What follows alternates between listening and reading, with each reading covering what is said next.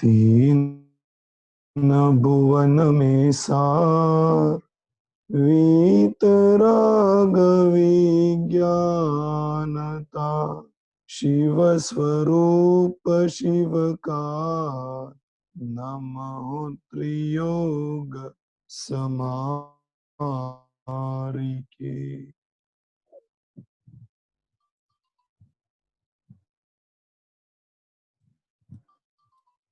अपनी यहाँ पर चर्चा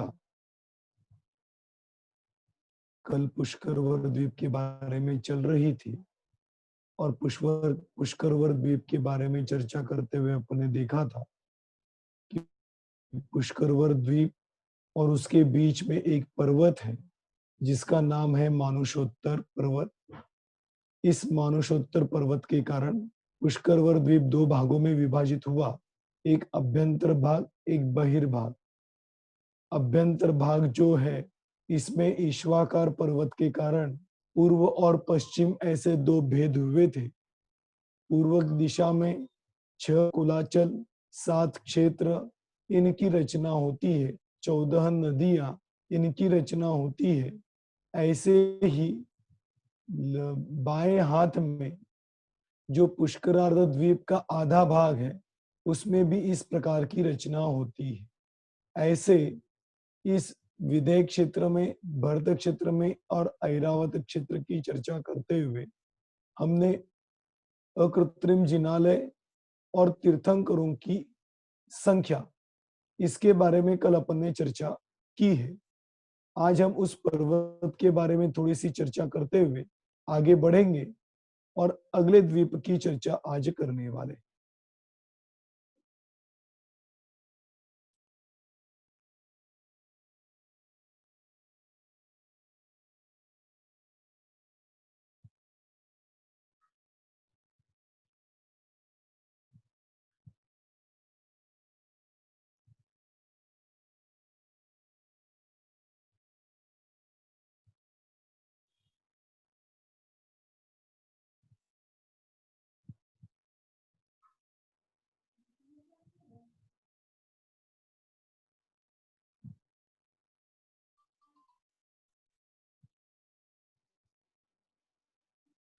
देखिए, आपके सामने दिखाई दे रहा है,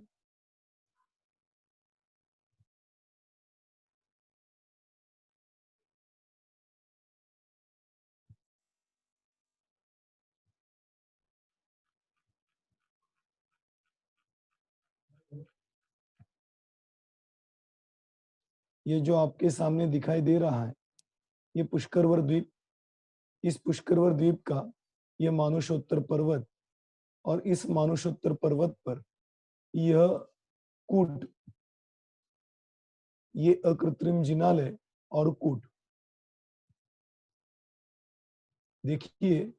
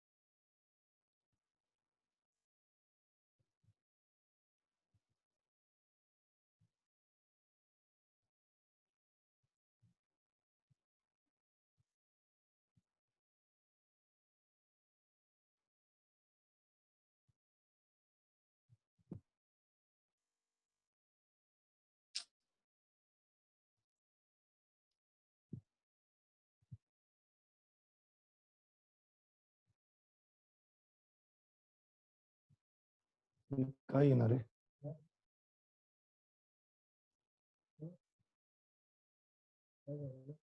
स्क्रीन शेयर भी ना की।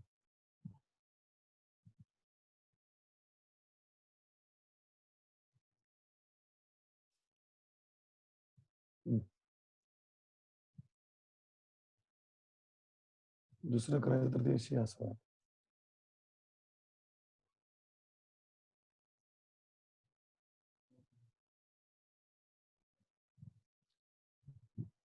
चलिए अपना सामने जो है उसके बारे में थोड़ी चर्चा करते हुए आगे बढ़ेंगे।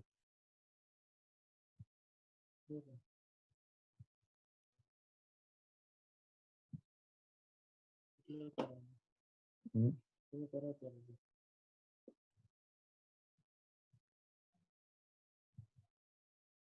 येच नाच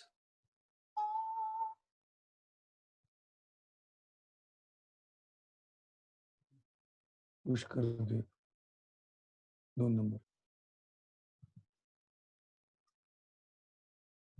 ज्याच्या याच्यावर चर्चा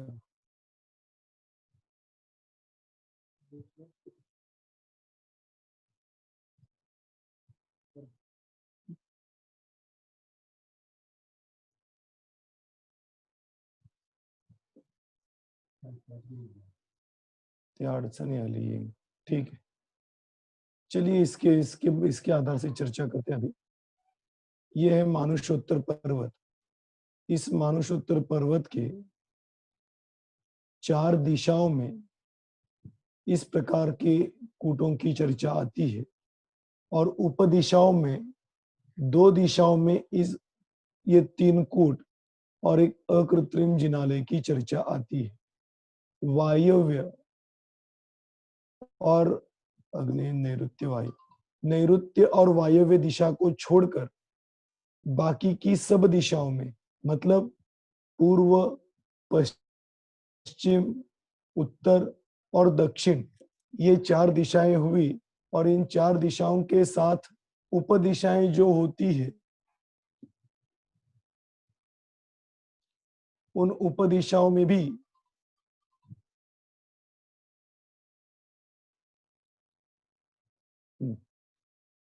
चलिए अभी आ गया बराबर।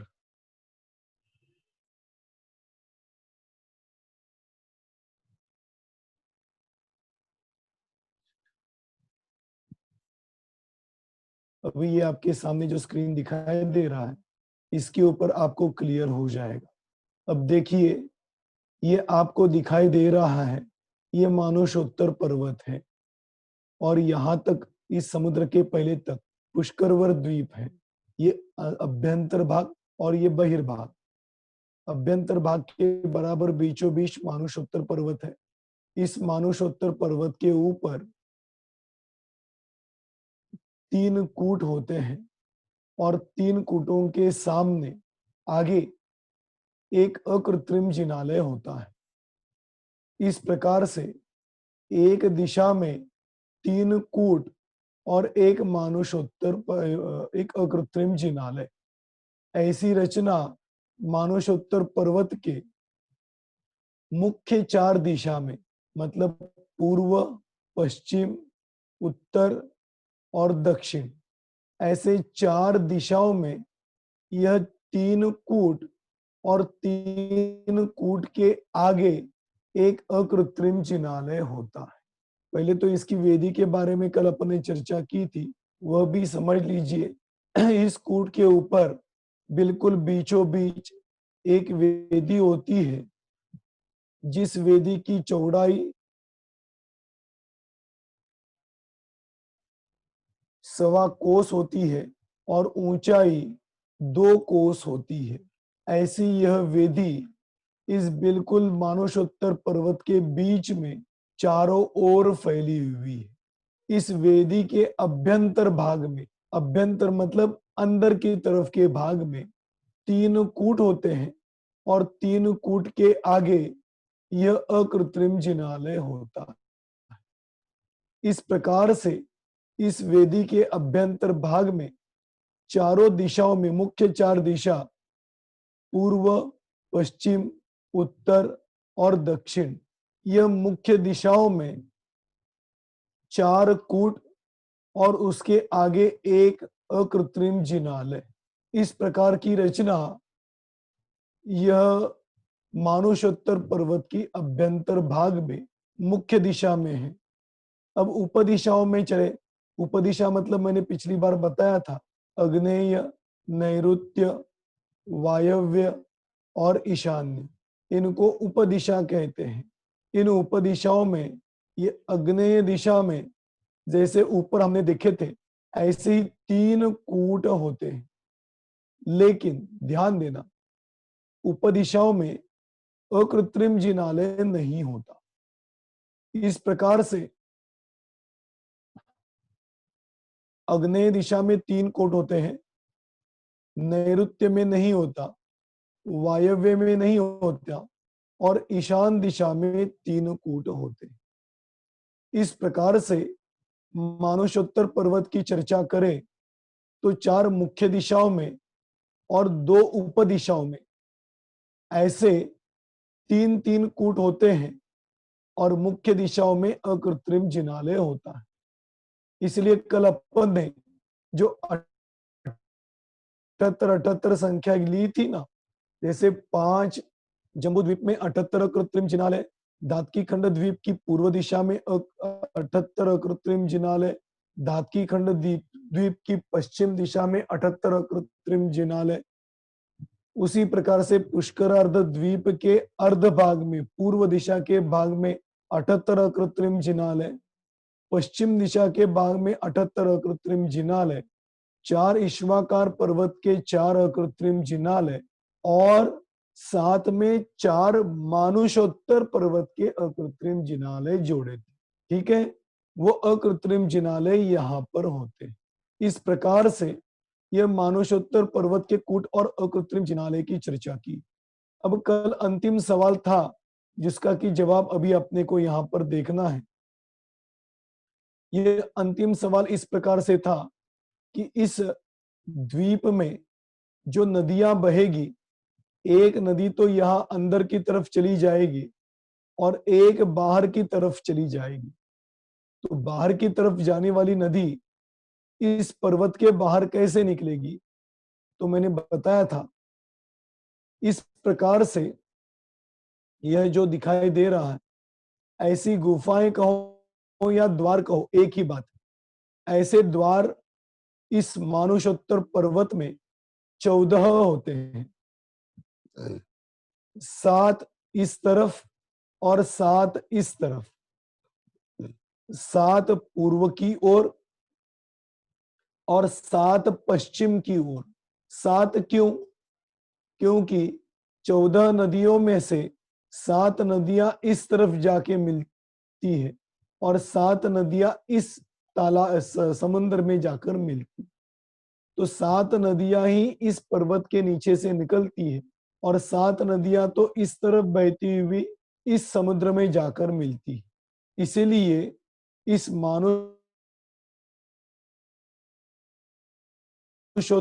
द्वीप में से जो 14 नदियां बहती है, उसमें से 7 नदियां इस समंदर में मिलेगी और 7 नदियां इस पर्वत के द्वार से निकलती हुई इस समुद्र में जाकर मिलती। इसी प्रकार से इस तरफ भी समझना, यहाँ की 14 नदियों में से 7 नदियां इस समंदर में मिलती है और 7 नदियां इस द्वार से होती हुई इस समुद्र में जाकर मिलती है। इस प्रकार से यह 14 नदियां होती है। इसीलिए इस मानुषोत्तर पर्वत के पूर्व की तरफ 7 दरवाजे होते हैं और पश्चिम की तरफ 7 दरवाजे होते हैं, जिनमें से नदी बहती हुई इस समुद्र में जाकर मिलती है। इस प्रकार से यह मानुषोत्तर पर्वत की रचना आपको याद होगा। अभी इसलिए दोबारा कह रहा हूं, आगे जब अपन 11वें नंबर के द्वीप के अंतर्गत होने वाले पर्वत की चर्चा करेंगे तो वो इससे कनेक्टेड है, इसलिए मैं आपको बोल रहा था। इसकी ऊंचाई और उसकी चौड़ाई 1022 चौड़ाई और 1712 योजन इतनी ऊंचाई और ये छत पे 424 चौड़ा, ऐसा यह मानुषोत्तर का प्रमाण है। ऐसे इस मानुषोत्तर पर्वत के यहाँ अंतरंग में नरलोक कहा जाता है और इसके बाहर तिर्यक लोक कहा जाता है। इसीलिए मैंने कल बताया था त्रिलोक सार में नर तिर्यक लोकाधिकार कहा है, क्योंकि तिर्यक लोक मतलब तिर्यंच गति के जीवों का लोक, और नर लोक मतलब नर मतलब मनुष्य, तो मनुष्य गति के जीवों का लोक, इसलिए नर तिर्यक लोक कहा जाता है। ठीक है, ये हुई मानवशत्तर पर्वत की चर्चा। अब अपन करेंगे इसके आगे अगले द्वीप की चर्चा। अगला द्वीप कौन सा है? अगला द्वीप है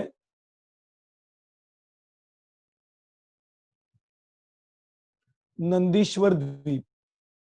आप सोच रहे होंगे बीच के द्वीपों को क्यों नहीं लिया? इसीलिए नहीं लिया क्योंकि बीच के द्वीपों पे अकृत्रिम जिनालय नहीं है, इसलिए बीच वाले द्वीपों का गैप करके डायरेक्ट 8वें नंबर के द्वीप पर पहुंच रहे। आ गया समझ में?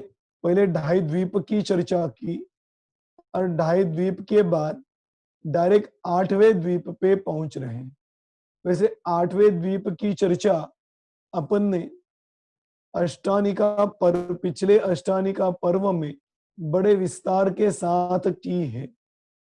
अब कुछ लोगों का प्रश्न आता है कि इस क्लास की हमें वीडियो भेजो। देखिए, जिसको भी वीडियो प्राप्त करनी हो वह सर्वोदय अहिंसा के चैनल पे जाके सब्सक्राइब करके वहां पे आप यदि जम्बू द्वीप कक्षा डालोगे तो क्रमशः सब कक्षाएं आपको दिखाई देगी, वहां से आप डाउनलोड कर सकते हो। इस प्रकार से जो भी कक्षा आपको देखनी है, अब जैसे नंदीश्वर द्वीप का विस्तार देखना है तो शुरुआत की 8 से 9 कक्षाओं को ओपन कीजिए, वहां पे आपको मिलेगा। इसी प्रकार से करीब करीब सबको हेडिंग डाला हुआ है। जिस विषय को आपको देखना है अहिंसा सर्वोदय चैनल पर जाकर जम्बूद्वीप कक्षा, इसमें आप देखेंगे तो क्रमशः विषयगत आपको वहां पे कक्षाएं मिलेंगी। इस प्रकार से तो ये वीडियो भेजना संभव नहीं, क्योंकि वहां से आपको सब वीडियो देखने को भी मिलेगा और विषयगत पता भी चलेगा।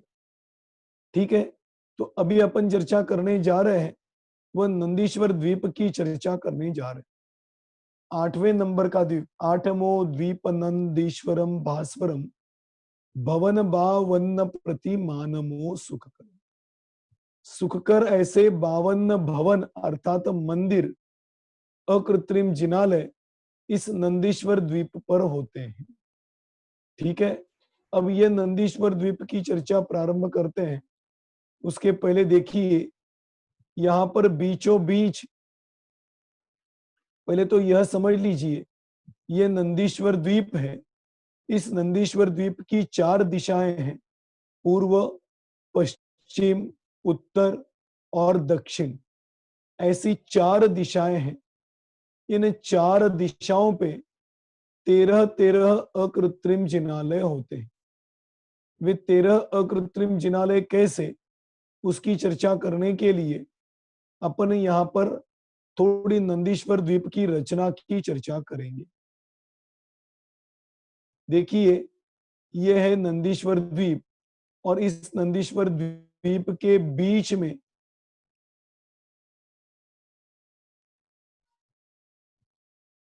अंजनगिरी नाम का पर्वत है। अंजनगिरी मतलब, अंजन मतलब अपन समझते हैं आंखों में बच्चों के बचपन में जो काजल डाला जाता है उसको अंजन कहते हैं। अंजन मतलब काला भी होता है और अंजन मतलब डार्क नीला भी होता है। तो यहाँ पर उल्लेख आता है कि ये डार्क नीला, ऐसे यह बीचों बीच एक पर्वत है जिस पर्वत का नाम है अंजनगिरी पर्वत। इस अंजनगिरी पर्वत के 4 दिशाओं में 4 बावड़ियां होती है। तालाब कहो बावड़िया कहो एक ही बात। इसकी लंबाई चौड़ाई 1 लाख योजन इतनी होती है। 4 बावड़ियों का प्रमाण। इस 4 बावड़ी में एक एक पर्वत है जिस पर्वत का नाम है दधिमुख पर्वत।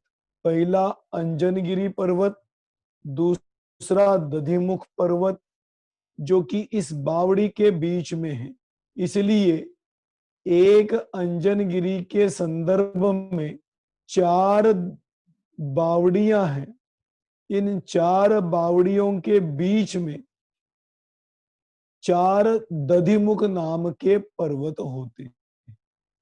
इस बावड़ी के चार दिशाओं में चार वन होते हैं। इन चार वनों के बीच में यहाँ पे दो या यहाँ पे दो दो पर्वत होते हैं, जिन पर्वत का नाम है अंजनगिरी, कांचन पर्वत। ठीक है, अंजनगिरी, दधिमुख और कांचन पर्वत। इस प्रकार से एक बावड़ी के चार दिशाओं में चार वन, और इन वनों के बीच में एक एक कांचन पर्वत। तो देखिए, एक अंजनगिरी, चार दधिमुख और बाकी के कंचन पर्वत। कैसे?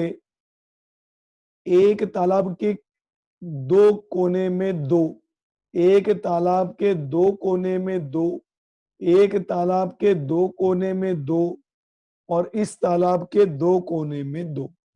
तो कुल मिला के चार तालाब, एक तालाब में दो, तो चार दुनी आठ। ठीक है, इस प्रकार से आठ कांचन पर्वत होते हैं। ठीक है, तो पहला अंजनगिरी, फिर दधिमुख और फिर ये कांचन पर्वत। ऐसे कुल मिला के यदि पर्वतों की संख्या देखें तो ये चार, ये आठ और एक, आठ और चार 12 और एक 13।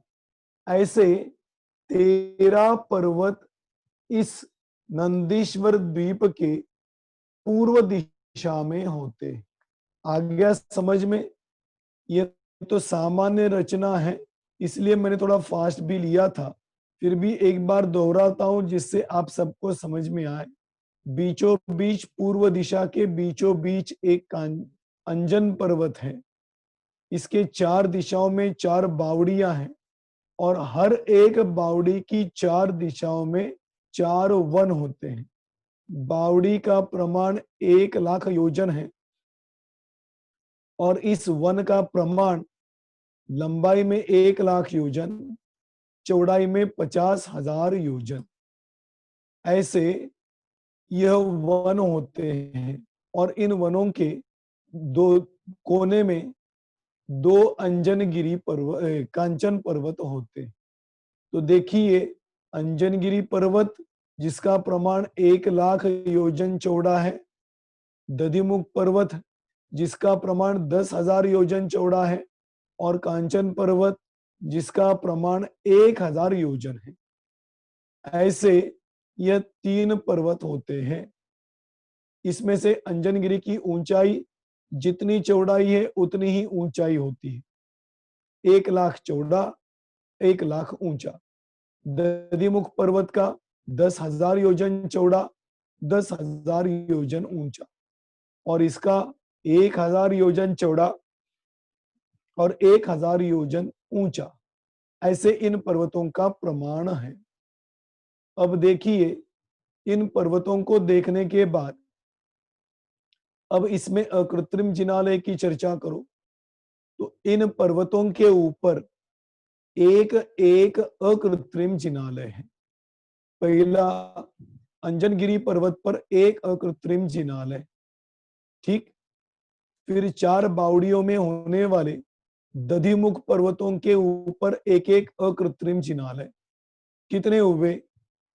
ये 4 और 1 5। और फिर हर बावड़ी के बाजू में दो दो पर्वत, उनके ऊपर एक एक अकृत्रिम जिनालय। वे 8 हैं, तो 8 अकृत्रिम जिनालय। तो 8 अकृत्रिम जिनालय, 4 दधिमुख के 4 अकृत्रिम जिनालय, और एक अंजनगिरी का अकृत्रिम जिनालय। तो एक दिशा में 13 अकृत्रिम जिनालय हुए। ध्यान देना, इस नंदीश्वर द्वीप में एक दिशा में 13 अकृत्रिम जिनालय होते हैं। ठीक, जब एक दिशा में 13 अकृत्रिम जिनालय हुए, वैसी की वैसी रचना दक्षिण दिशा में भी होती है। दक्षिण दिशा में भी बीच में अंजनगिरी, 4 बावड़ियां, 4 बावड़ियों के बीच में बाजू में 4 वन, और उस वन के बीच में 2-2 पर्वत। ऐसे इन 13 पर्वतों के ऊपर 13 अकृत्रिम जिनालय होते हैं। जैसे पूर्व दक्षिण, वैसे ही पश्चिम में भी 13 अकृत्रिम जिनालय होते हैं, और वैसे ही उत्तर में भी 13 अकृत्रिम जिनालय होते हैं। तो कितने हुए? 13 पूर्व में, 13 दक्षिण में, 13 पश्चिम में, और 13 उत्तर में। ऐसे कुल मिला के 13 चौक 52 अकृत्रिम जिनालय होते। कहां पर होते हैं? नंदीश्वर द्वीप में होते हैं। और यहाँ पर अष्टानिका पर्व में कार्तिक फाल्गुन आषाढ़ के अंत 8 दिन माही नंदीश्वर सुर जात है, हम पूजे यह ठाहि। यहाँ पर इस नंदीश्वर द्वीप में कार्तिक, फाल्गुन और आषाढ़, इन 3 महीने के अंत के 8 दिनों में स्वर्ग के इंद्र लोग यहाँ पर आते हैं, और 8 दिन में अखंड रूप से बड़ी हर्ष और उल्लास के साथ अनेक प्रकार के बाजे लेकर आते हैं, और आनंद पूर्वक गाजे बाजे के साथ यहाँ पर पूजा करते हैं। और देखिए, यहाँ पर अखंड रूप से पूजा होती, 8 दिनों में दिन रात पूजा होती। अब दिन रात की बात तो ये होती है कि अढ़ाई द्वीप में भरत क्षेत्र में दिन रात की चर्चा आती है।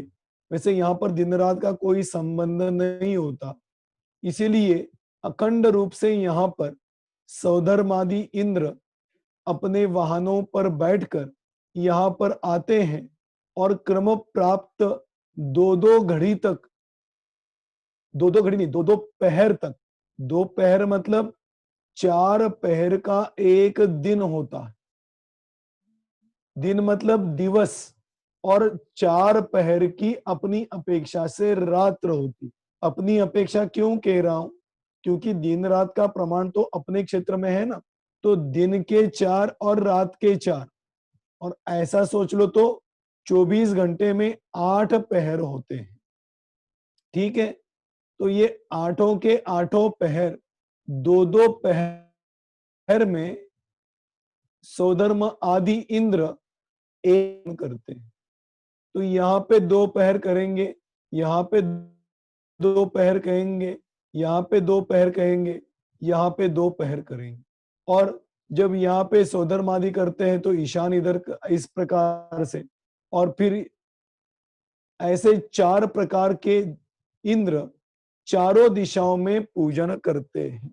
और फिर क्रम प्राप्त यहाँ के इंद्र यहाँ पर आए तो यहाँ के इंद्र यहाँ पर चले जाते, यहाँ के इंद्र यहाँ पर चले जाते, और यहाँ के यहाँ पे जाते। ऐसे क्रमशः घूमते हुए ये सौधर्मादि इंद्र अष्टानिका पर्व में बड़े हर्ष और उल्लास के साथ 2-2 पहर तक एक दिशा में आनंद पूर्वक पूजा अखंड रूप से करते हैं। इसलिए अपन कहते हैं ना, अष्टानिका पर्व में हम तो यहाँ पर नहीं जा सकते, लेकिन नहीं जाए तो भी कोई दिक्कत नहीं। हम अपने यहाँ पर बैठ के उस नंदीश्वर द्वीप की अकृत्रिम जिनालयों की याद करके, स्मरण करके यहाँ पर उनको अर्घ्य चढ़ाते हैं। अब देखिए, आप सोचते होंगे अकृत्रिम जिनालय वहां पे हैं और हम यहाँ पे अर्घ्य चढ़ा रहे। बिल्कुल चढ़ाया जा सकता है, क्योंकि आपने सुना होगा 720 तीर्थंकर भी होते हैं। 170 की चर्चा तो अपन ने परसों की थी। ऐसे ही 720 तीर्थंकर भी होते हैं। वे कैसे होंगे उसकी चर्चा कल करेंगे। इस प्रकार से 720 तीर्थंकर आदि तीर्थंकरों को, भूतकाल की 24 को, वर्तमान की 24 को और भविष्य की 24 को आपने देखा होगा कि कई जगह पे इस भूत, वर्तमान और भविष्य तीन 24 की रचना की हुई है। तो हम भूतकाल की 24 को अर्घ्य चढ़ाते हैं ना, स्मरण करके। इसी प्रकार से नंदीश्वर द्वीप में होने वाले अकृत्रिम जिनालयों को भी अर्घ्य चढ़ा सकते हैं। इंद्रध्वज विधान आपने किया भी होगा, सुना भी होगा। इस इंद्रध्वज विधान में 458 अकृत्रिम जिनालयों को अर्घ्य चढ़ाया। मतलब स्वर्ग के इंद्र वहां पे जाके ध्वजा चढ़ाते हैं, अर्घ्य चढ़ाते हैं। इसलिए नंदीश्वर, ये तो हो गया नंदीश्वर द्वीप। ऐसे इंद्रध्वज विधान में इंद्र लोग 458 अकृत्रिम जिनालयों पे अर्घ्य चढ़ाते हैं। उसकी पूजा या उसका विधान मतलब इंद्रध्वज विधान। ठीक है। इस प्रकार से यहाँ पर भी वे इंद्र अष्टानिका पर्व में आकर बड़े हर्ष और उल्लास के साथ आनंद पूर्वक यहाँ पर पूजन करते रहते हैं। तो देखना, थोड़ा सोचना आप, अखंड रूप से सौधर्मादि इंद्र पूजा करते हैं। हम तो एक पूजा करते हैं तो थक जाते हैं और सोचते हैं बस बाकी की पूजा बाद में। मेरे को याद है जब मैं छोटा था तो हमारे दादी माँ आदि थे, मम्मी आदि थी, मम्मी तो अभी भी है। तो वो सब उस समय में पर्युषण पर्व हो, अष्टानिका पर्व हो, पंच पूजाओं के साथ साथ और भी कई पूजाएं करते थे और बड़े उत्साह के साथ करते थे। मेरी नहीं बात कर रहा हूं, आपके भी जो पूर्वज होंगे, आपको याद होंगे, तो वो देखना बड़े उत्साह के साथ पूजन करते हैं। अभी भी कई जगह पंच पूजा चलती है। तो ये पूजा करने का मतलब ये है कि भगवान की पूजा में जितना मन हमारा पिक्चर देखने में 3 घंटे लगता है, ऐसे ही भगवान की पूजा में भी अपना मन लगना चाहिए। और इसके लिए प्रेरक ये सौधर्मादि इंद्र होते हैं कि ये अखंड रूप से 8 दिनों तक बिना थके हारे पूजा करते हैं और बड़े हर्ष और उल्लास के साथ। ऐसा नहीं इस दिशा में पूजा की तो यहाँ पे चलो भगाओ, ऐसी बात नहीं। वहां पर भी उतनी उत्साह के साथ पूजन करते। इसीलिए हम अष्टानिका पर्व में नंदीश्वर द्वीप की पूजा करते हैं और वहां के अकृत्रिम जिनालयों को अर्घ्य चढ़ाते। इस प्रकार से यह नंदीश्वर द्वीप की रचना भी है और इस रचना में अकृत्रिम जिनालय भी होते हैं। ऐसे अभी तक जितने आपने अकृत्रिम जिनालय जोड़े उसमें ये 8वें नंबर के द्वीप के 52 अकृत्रिम जिनालय जोड़ लेना, क्योंकि अपने को 458 अकृत्रिम जिनालय तक पहुंचना है ना, तो ये 52 भी उसमें जोड़ लेना। क्योंकि 13 नंबर के द्वीप तक अकृत्रिम जिनालय होते हैं और ये 458 जिनालय ढाई द्वीप में नहीं बल्कि 13 द्वीपों में मिलकर होते हैं। ठीक है। तो उसमें ये 52 अकृत्रिम जिनालय भी जोड़ लेना।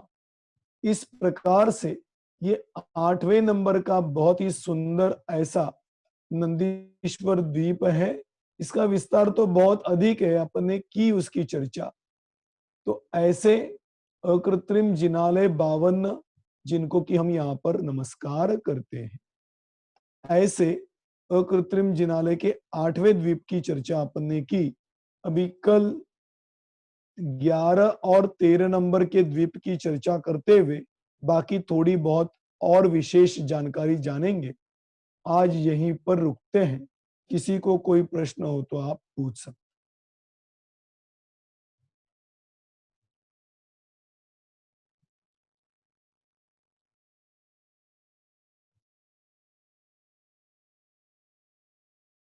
हाँ, पूछिए।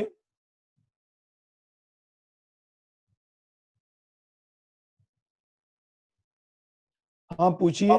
जय जिनेन्द्र पंडित जी। जय जिनेन्द्र। हाँ, मुझे मतलब भोग भूमि के पांचों मतलब जो पांच वो है ना, एक जम्बूद्वीप, दो धातकी और दो मानुषोत्तर। हाँ, हाँ, तो मुझे भोग भूमि की काउंटिंग बता दीजिए, कितनी हो रही है पूरी। क्यों? जम्बूद्वीप में नहीं, कितने भोग भूमिया? जम्बूद्वीप में 6 शाश्वत। कितने? 6। 6 है। जो जी। ये 6 जो चर्चा है ना, हाँ। ये कायम रहने वाली भोग भूमिया है। हाँ, इसमें शाश्वत। कभी चेंज नहीं होगा। जी। तो जम्बू द्वीप में 6 है ना, जी। तो धात की खंड द्वीप में दुगने कर दो। 12।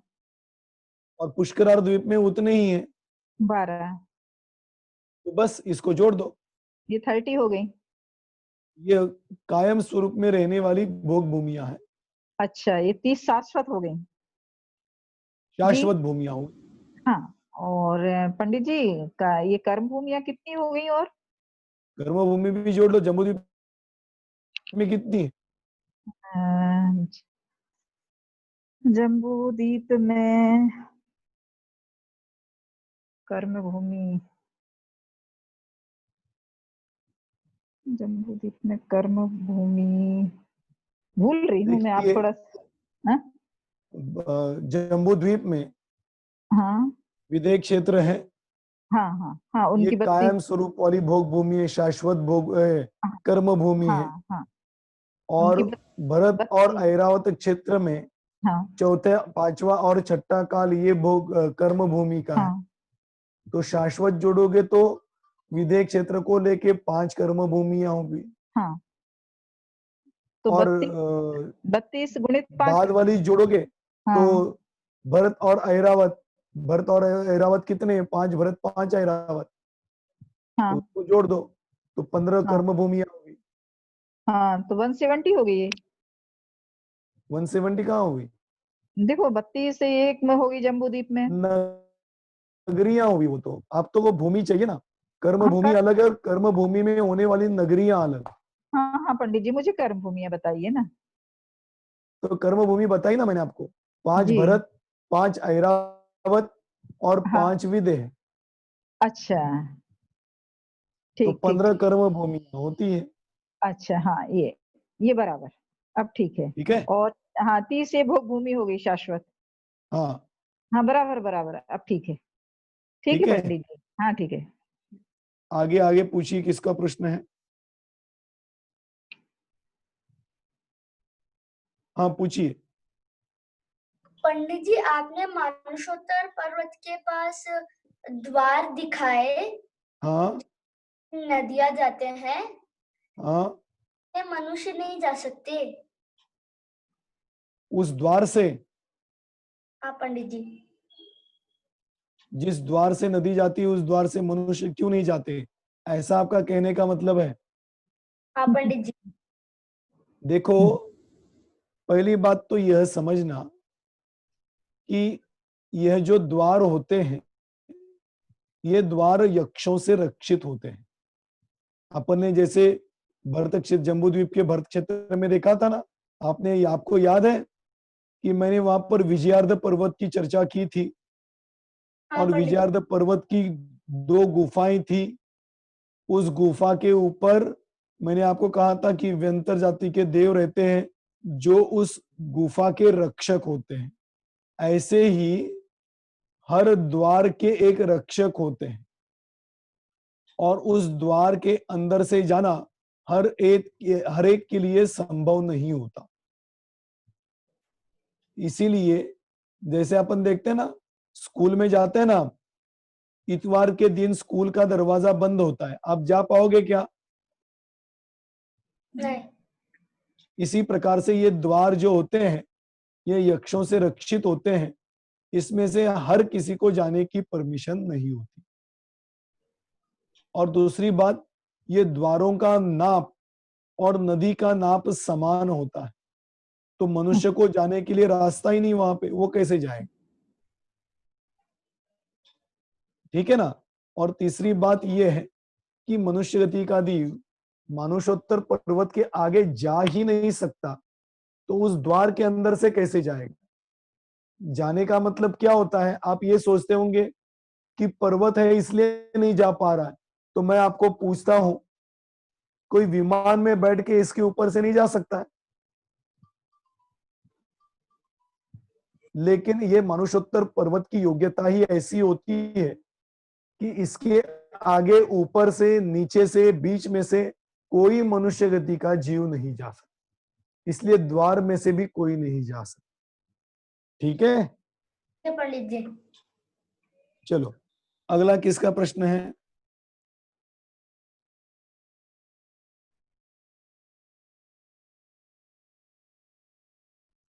हाँ पूछिए।